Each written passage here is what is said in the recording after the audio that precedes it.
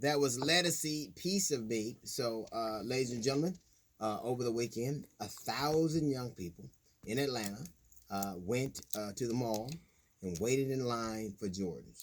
Also, bunches of people were waiting in lines for haircuts. So these young cats and young ladies are literally risking being casket sharp.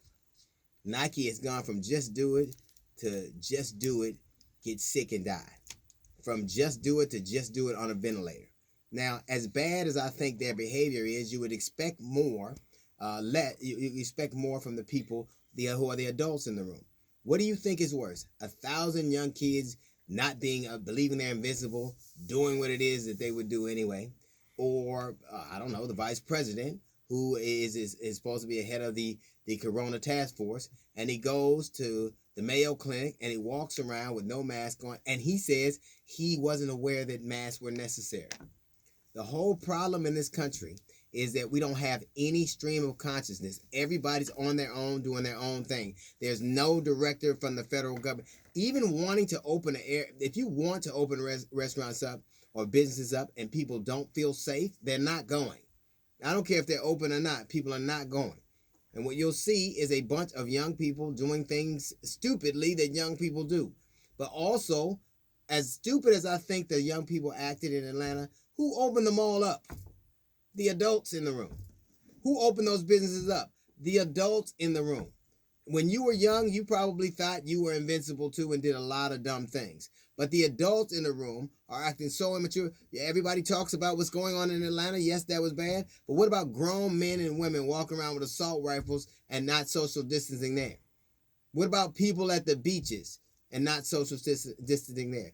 We have example after example after example of children and very young people acting stupidly, but equally as many examples of people who are supposed to be the leaders in our country, the adults in the room, who are acting even sillier. The bottom line is we have not stemmed the tide of this disease. It has not happened. Matter of fact, as evidenced by yesterday when Trump himself elevated the account. First it was going to be 100 to 200,000. Well, then he said it looks like we're going to not be so bad. It'll be 50 to 60. Now it's back up to 102,000. They're saying that we can lose 3,000 people a day until June. Everybody's dying. Nothing's any better. And all of a sudden people are acting as if this thing is over, and it's not. Literally between COVID-19 and that Asian wasp, is like you went to sleep and opened and woke up in Revelations. So here is the thing. I expect more from the adults. I expect more from, and we should be able to expect more from the leaders in this country. And children follow our lead. They don't do what you say. They do what you do. You got the Vice President of the United States of America. Now, I think as silly as it is, I think kids sitting in the mall for the new Jordans is very silly. But a grown man who's the head of the task force, the Corona task force, walking around the Mayo Clinic with sick people stricken with Corona with no mask on, I think he owes a debt, and I think people are watching him. I think people are watching what goes on. They watch these events over and over where they see adults acting silly and they do it.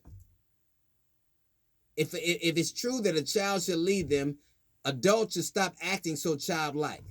That's a little note from the GED section. We got the Jazz Report coming up in 15 minutes. It's the D.L. Hughley Show.